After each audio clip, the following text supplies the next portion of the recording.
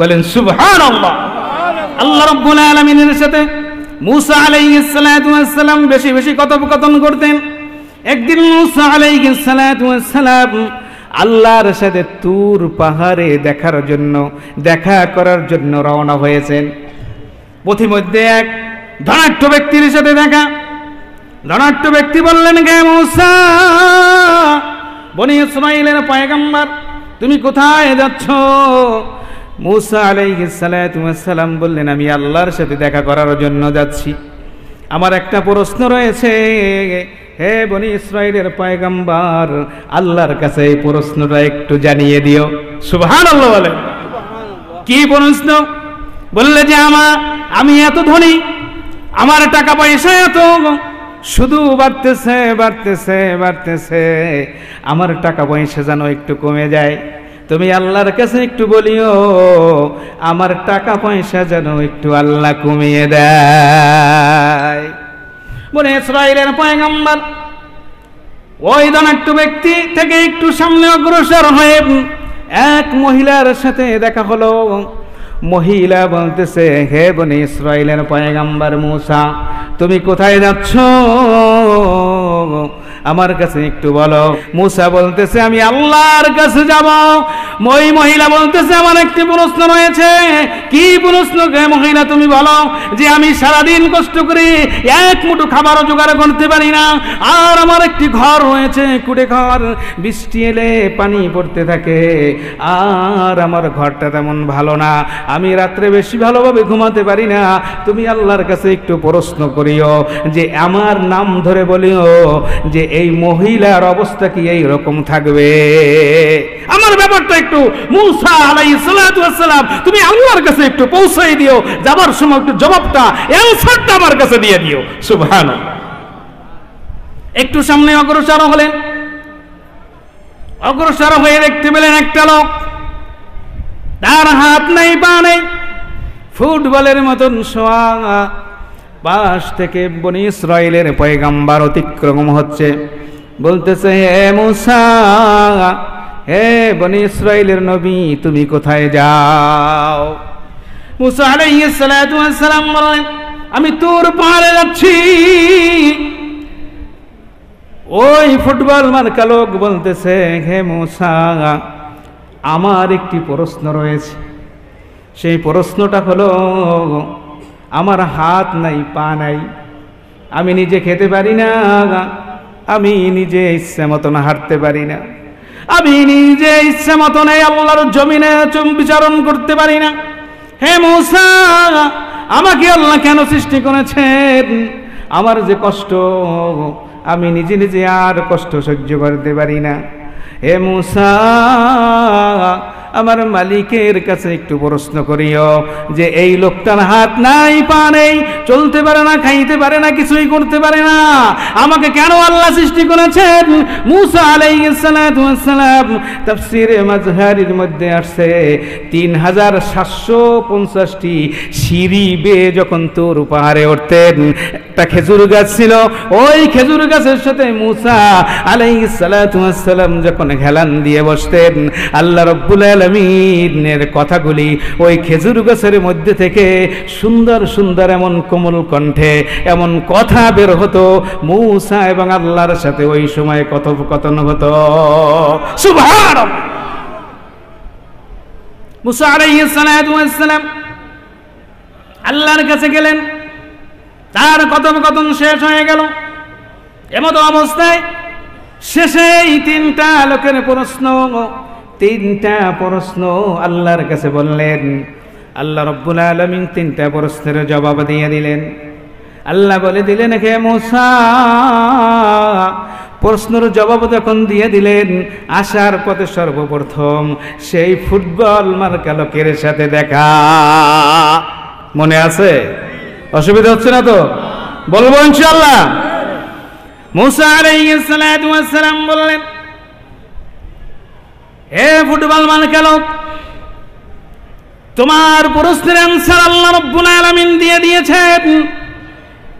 তোমাকে আল্লাহ রাব্বুল আলামিন জাহান্নামের পদদেশে একটি ছিদ্র রয়েছে, স্ক্রুপ হিসাবে তোমাকে আল্লাহ রাব্বুল আলামিন তৈরি করেছেন। তোমাকে ওই ছিদ্রের মধ্যে দিয়ে তোমাকে স্ক্রুপের মতন ঢুকিয়ে দিয়ে ওই ছিদ্রটাকে আল্লাহ বন্ধ করে দিবে। সুবহানাল্লাহ। ফুটবল বালকা লোকটি শুনে বললেন, হে মূসা, বনী ইসরাঈলের মধ্যে কত সুন্দর ধনত্ব ব্যক্তি রয়েছেন, কত সুন্দর চেহারাবান লোক রয়েছেন, কত সুন্দর জ্ঞানবান লোক রয়েছেন, কিন্তু আল্লাহ রাব্বুল আলামিন আমার মতন হাত নেই পা নেই। এই লোকটাকে যখন তাকে কাজে লাগাবে আমি আল্লাহর শুকরিয়া আদায় করতেছি আলহামদুলিল্লাহ। বলতে দেরি হয় নাই, বলতে দেরি হয়েছে, কিন্তু তার হাত পা পূর্ণাঙ্গ মানুষ বানাতে আল্লাহর আর দেরি হয় নাই। সুবহানাল্লাহ। শুকর আদায় করবো তো ইনশাআল্লাহ। মহিলার সাথে দেখা, কিছু দূর যাওয়ার পর মহিলার সাথে দেখা। মহিলা বললেন, কর্কট ভাষায় বললেন, হে মূসা, আল্লাহ কি জবাব দিয়েছে বলে যাও আমাকে। মূসা আলাইহিস সালাতু ওয়াস সালাম বললেন, হে মহিলা, তুমি আল্লাহকে বেশি স্মরণ করো না, আল্লাহর শুকরিয়া তুমি বেশি আদায় করো না। আল্লাহ রাব্বুল আলামিন আমাকে বলে দিয়েছেন তোমাকে বেশি বেশি শুকর আদায় করার জন্য। মহিলা বললেন, সারাদিন কষ্ট করে মাথার ঘাম পায়ে ফেলে এক মুঠো খাবার জোগাড় করতে পারি না, বৃষ্টি আসলে যে আমার ঘর থেকে পানি পড়তে থাকে, এর মধ্যে আবার আল্লাহর শুকর আমি আদায় করব, আমি পারবো না। এই বলতে দেরি তার বাড়ি এমন একটি বাতাস এসেছে, তার বাড়ি উড়ে নিতে 1 সেকেন্ডও সময় লাগে না। শুধু তাই নয়, হাদিসের মধ্যে আছে তার পরনের যে কাপড় ছিল এবং তাকেও পাহাড়ের সাথে ওই বাতাস দিয়ে আশ্রয় মেরে ফেলেছে। এই জন্য আমাদের যে অবস্থায় থাকি না কেন, সুখে থাকি আর দুঃখে থাকি, সর্বসময় আল্লাহ রাব্বুল আলামিনের শুকর আদায় করতে হবে। পারবো না ইনশাআল্লাহ। কিছু দূর যাওয়ার পর সেই ধনাঢ্য ব্যক্তির সাথে দেখা। ধনাঢ্য ব্যক্তি বললেন, হে মূসা, অর্থের জ্বালায় আর থাকতে পারি না, আল্লাহর হুকুম ভালোভাবে আদায় করতে পারি না। এমন মানুষ আছে না বাংলাদেশে? ফোন দিলে কয়, হুজুর এত ব্যস্ত, ফ্যাক্টরির কাজে এত ব্যস্ত, আজান দিল মসজিদের দিকে যেতে পারে না। ঠিক কিনা? আছে কি আছে না? ধনাঢ্য ব্যক্তির প্রশ্নের উত্তর শুনে আল্লাহ রাব্বুল আলামিনের পয়গম্বর বলে দিলেন, হে ধনাঢ্য ব্যক্তি, তুমি তো জানো না, তুমি আল্লাহকে বেশি বেশি স্মরণ করো, আল্লাহর শুকর আদায় বেশি বেশি করো। আল্লাহ বলেছে তুমি যদি আল্লাহর শুকর কমায় দাও, আল্লাহর শুকর যদি আদায় তুমি না করো, তাহলে তোমার সম্পদ আস্তে আস্তে কমে যাবে। ধনাঢ্য ব্যক্তি বললেন, আমি তা পারবো না। যে আল্লাহ আমাকে সৃষ্টি করেছেন, যে আল্লাহ আমাকে চক্ষু দিয়েছেন, যে আল্লাহ আমাকে রেজেক দিয়েছেন, যে আল্লাহ আমাকে প্রতিদিন 16 কেজি অক্সিজেন দিয়ে প্রতিদিন বাঁচিয়ে রাখেন, যে আল্লাহ রাব্বুল আলামিন আমার রেজেক দান করেন, যে আল্লাহ রাব্বুল আলামিন আমাকে সুন্দরভাবে একটি চেহারা দিয়েছেন, সেই আল্লাহ রাব্বুল আলামিনের শুকর আমি বন্ধ করতে পারবো না। আমি বেশি বেশি করে সেই আল্লাহ রাব্বুল আলামিনের শুকর আদায় করব। বলতে দেরি হয় নাই, আল্লাহ রাব্বুল আলামিন ওই ধনাঢ্য ব্যক্তির যে সম্পদ ছিল আরো 10 গুণ সম্পদ আল্লাহ বাড়িয়ে দিলেন। সুবহানাল্লাহ। এই দুনিয়া সবই পর, কবর যে তোর আসল ঘর। ঠিক কিনা? সেই কবরে থাকতে হবে শুধুই মাটির বিছানা। চিন্তা করে দেখো না হে মানুষ, কবরে কি যাইবা না? চিন্তা করে দেখো না হে মানুষ, কবরে কি যাইবা না? এই দুনিয়া ছাড়িয়া কোথায় যাইবা ভাগিয়া? মরণ তোমায় লইবি গিরি, শুধুই মাটির বিছানা।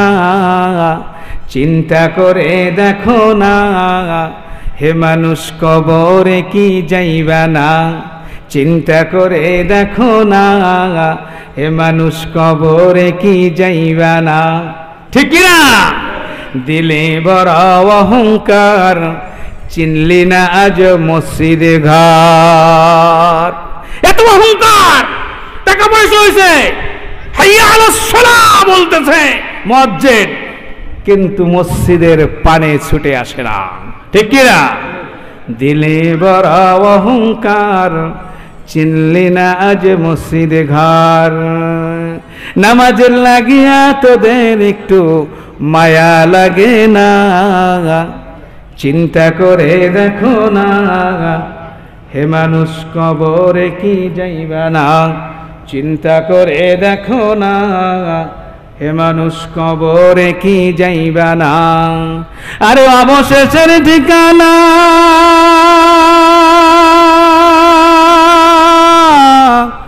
শুধুই মাটির বিছানা। ঠিক কিনা? অথবা কোনো প্রোগ্রামে যাওয়ার আগে, কোনো জায়গায় বেড়ানোর উদ্দেশ্যে যাওয়ার আগে বাসার পাশে বিউটি পার্লারে গিয়ে সাজে। আপনি আমি আজকে জান্নাতের একটা বিউটি পার্লারে বসেছি।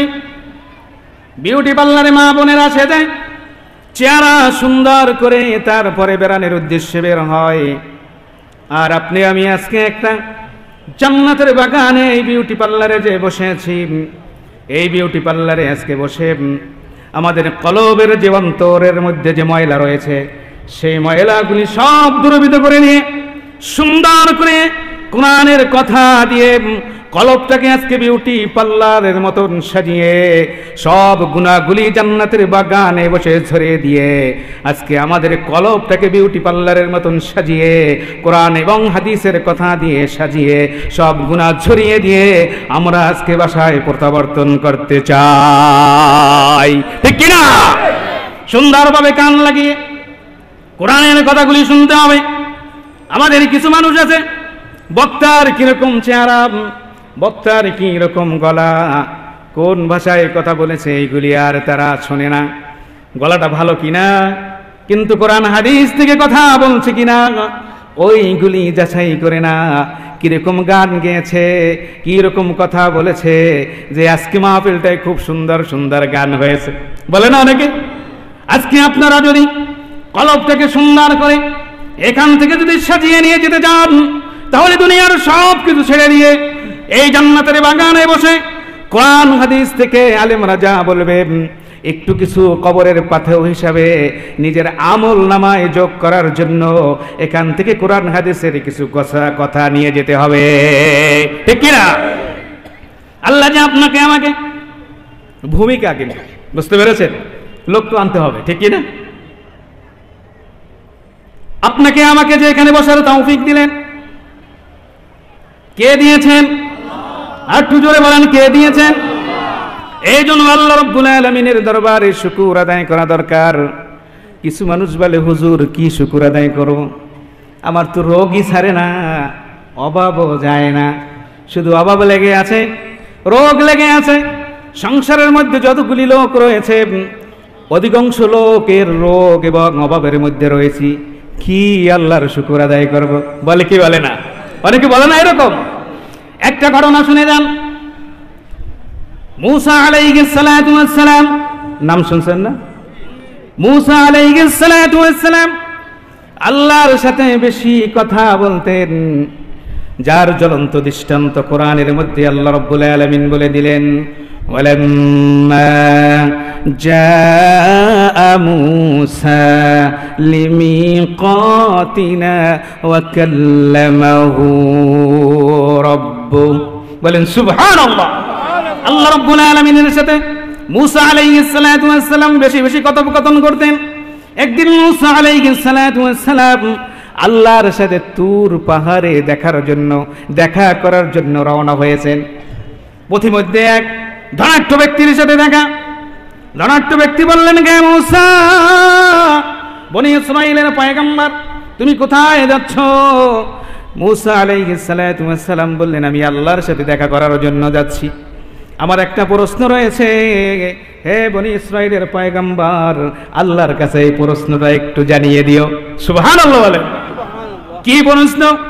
বললে যে আমি এত ধনী, আমার টাকা পয়সা এত, শুধু বাড়তেছে বাড়তেছে বাড়তেছে, আমার টাকা পয়সা যেন একটু কমে যায়। তুমি আল্লাহর কাছে একটু বলিও আমার টাকা পয়সা যেন একটু আল্লাহ কমিয়ে দেয়। বনি ইসরাইলের পয়গম্বর ওই ধনাঢ্য ব্যক্তি থেকে একটু সামনে অগ্রসর হয়ে এক মহিলার সাথে দেখা হলো। মহিলা বলতেছে, হে বনি ইসরাইলের পয়গম্বর মূসা, তুমি কোথায় যাচ্ছ? আমার কাছে একটু বলো। ওই মহিলা বলতেছে, আমার একটি প্রশ্ন রয়েছে। মূসা বলতেছে, আমি আল্লাহর কাছে যাব। ওই মহিলা বলতেছে, আমার একটি প্রশ্ন রয়েছে। কি প্রশ্ন গে মহিলা, তুমি বলো। যে আমি সারাদিন কষ্ট করি, এক মুঠো খাবারও জোগাড় করতে পারি না, আর আমার একটি ঘর রয়েছে, কুড়ে ঘর, বৃষ্টি এলে পানি পড়তে থাকে, আর আমার ঘরটা তেমন ভালো না, আমি রাত্রে বেশি ভালোভাবে ঘুমাতে পারি না। তুমি আল্লাহর কাছে একটু প্রশ্ন করিও যে আমার নাম ধরে বলিও যে এই মহিলার অবস্থা কি এই রকম থাকবে। আমার ব্যাপারটা একটু মূসা আলাইহিস সালাতু ওয়াস সালাম তুমি আল্লাহর কাছে একটু পৌঁছাই দিও, যাবার সময় একটু জবাবটা অ্যানসারটা আমার কাছে দিয়ে দিও। সুবহানাল্লাহ। একটু সামনে অগ্রসর হলেন। অগ্রসর হয়ে দেখতে পেলেন একটা লোক, তার হাত নাই পা নেই, ফুটবলের মতন শোয়া। পাশ থেকে বনি ইসরাইলের পয়গম্বর অতিক্রম হচ্ছে, বলতেছে, হে মূসা, হে বনি ইসরাইলের নবী, তুমি কোথায় যাও? মূসা আলাইহিস সালাতু ওয়াস সালাম বলেন, আমি তুর পাহাড়ে যাচ্ছি। ওই ফুটবল মার্কা লোক বলতেছে, হে মূসা, আমার একটি প্রশ্ন রয়েছে। সেই প্রশ্নটা হলো, আমার হাত নাই পা নাই, আমি নিজে খেতে পারি না, আমি নিজে ইচ্ছা মতন হাঁটতে পারি না, আমি নিজে ইচ্ছা মতন এই আল্লাহর জমিনে বিচরণ করতে পারি না। হে মূসা, আমাকে আল্লাহ কেন সৃষ্টি করেছেন? আমার যে কষ্ট, আমি নিজে নিজে আর কষ্ট সহ্য করতে পারি না। হে মূসা, আমার মালিকের কাছে একটু প্রশ্ন করিও যে এই লোকটার হাত নাই পা নেই, চলতে পারে না, খাইতে পারে না, কিছুই করতে পারে না, আমাকে কেন আল্লাহ সৃষ্টি করেছেন?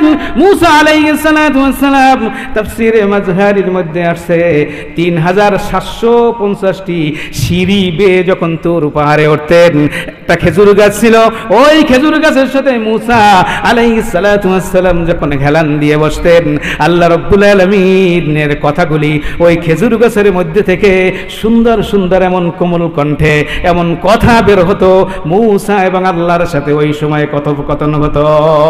সুবহানাল্লাহ। মূসা আলাইহিস সালাতু ওয়াস সালাম আল্লাহর কাছে গেলেন, তার কথোপকথন শেষ হয়ে গেল। এমত অবস্থায় শেষে এই তিনটা লোকের তিনটা প্রশ্ন আল্লাহর কাছে বললেন। আল্লাহ রাব্বুল আলামিন তিনটা প্রশ্নের জবাব দিয়ে দিলেন। আল্লাহ বলে দিলেন, হে মূসা, প্রশ্নের জবাব যখন দিয়ে দিলেন, আসার পথে সর্বপ্রথম সেই ফুটবল মার্কা লোকের সাথে দেখা। মনে আছে? অসুবিধা হচ্ছে না তো? বলবো ইনশাআল্লাহ। মূসা আলাইহিস সালাতু ওয়াস সালাম বললেন,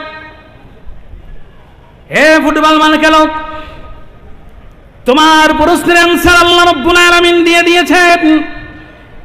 তোমাকে আল্লাহ রাব্বুল আলামিন জাহান্নামের পদদেশে একটা ছিদ্র রয়েছে, স্ক্রুপ হিসাবে তোমাকে আল্লাহ রাব্বুল আলামিন তৈরি করেছেন। তোমাকে ওই ছিদ্রের মধ্যে দিয়ে তোমাকে স্ক্রুপের মতন ঢুকিয়ে দিয়ে ওই ছিদ্রটাকে আল্লাহ বন্ধ করে দিবে। সুবহানাল্লাহ। ফুটবল মার্কা লোকটি শুনে বললেন, হে মূসা, বনি ইসরাইলের মধ্যে কত সুন্দর ধনাঢ্য ব্যক্তি রয়েছেন, কত সুন্দর চেহারাবান লোক রয়েছেন, কত সুন্দর জ্ঞানবান লোক রয়েছেন, কিন্তু আল্লাহ রাব্বুল আলামিন আমার মতন হাত নেই পা নেই, এই লোকটাকে যখন তাকে কাজে লাগাবে, আমি আল্লাহর শুকরিয়া আদায় করতেছি আলহামদুলিল্লাহ। বলতে দেরি হয় নাই, বলতে দেরি হয়েছে, কিন্তু তার হাত পা পূর্ণাঙ্গ মানুষ বানাতে আল্লাহর আর দেরি হয় নাই। সুবহানাল্লাহ। শুকর আদায় করবো তো ইনশাআল্লাহ। মহিলার সাথে দেখা, কিছু দূর যাওয়ার পর মহিলার সাথে দেখা। মহিলা বললেন, কর্কট ভাষায় বললেন, হে মূসা, আল্লাহ কি জবাব দিয়েছে বলে দাও আমাকে।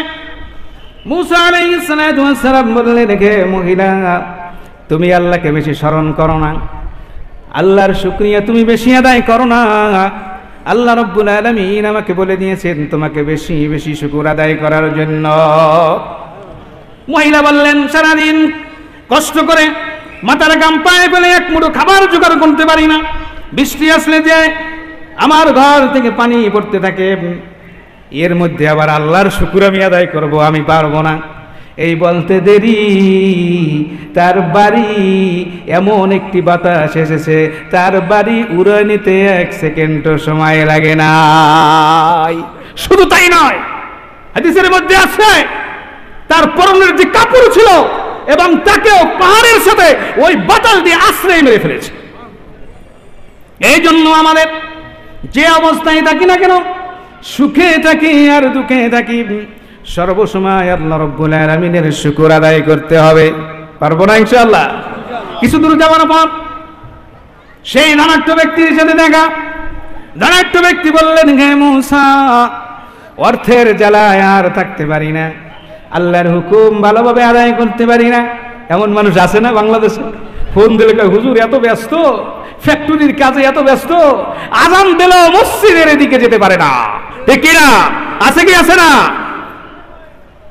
ধনাঢ্য ব্যক্তির প্রশ্নের উত্তর শুনে আল্লাহ রাব্বুল আলামিনের পয়গম্বর বলে দিলেন, হে ধনাঢ্য ব্যক্তি, তুমি তো জানো না, তুমি আল্লাহকে বেশি বেশি স্মরণ করো, আল্লাহর শুকর আদায় বেশি বেশি করো। আল্লাহ বলেছে, তুমি যদি আল্লাহর শুকর কমায় দাও, আল্লাহর শুকর যদি আদায় তুমি না করো, তাহলে তোমার সম্পদ আস্তে আস্তে কমে যাবে। ধনাঢ্য ব্যক্তি বললেন, আমি তা পারবো না। যে আল্লাহ আমাকে সৃষ্টি করেছেন, যে আল্লাহ আমাকে চক্ষু দিয়েছেন, যে আল্লাহ আমাকে রেজেক দিয়েছেন, যে আল্লাহ আমাকে প্রতিদিন 16 কেজি অক্সিজেন দিয়ে প্রতিদিন বাঁচিয়ে রাখেন, যে আল্লাহ রাব্বুল আলামিন আমার রেজেক দান করেন, যে আল্লাহ রাব্বুল আলামিন আমাকে সুন্দরভাবে একটি চেহারা দিয়েছেন, সেই আল্লাহ রাব্বুল আলামিনের শুকর আমি বন্ধ করতে পারবো না।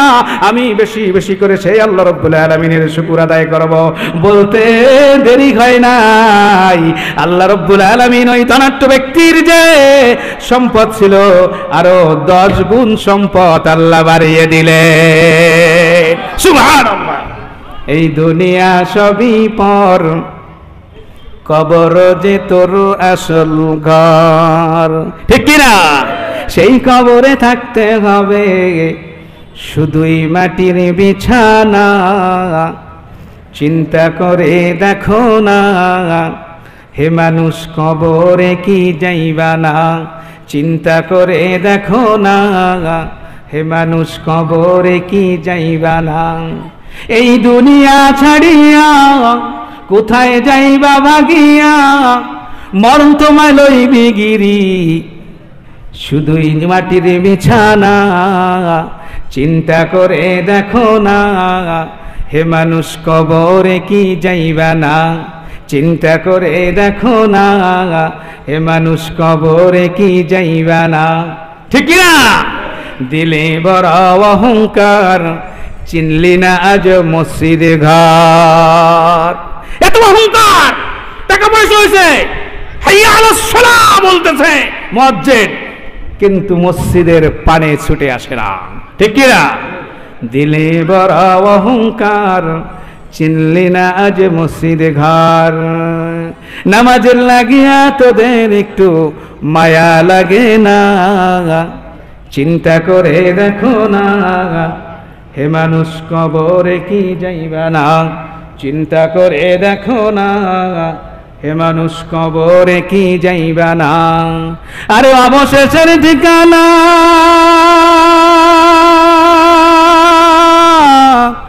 শুধুই মাটির বিছানা। ঠিক কিনা?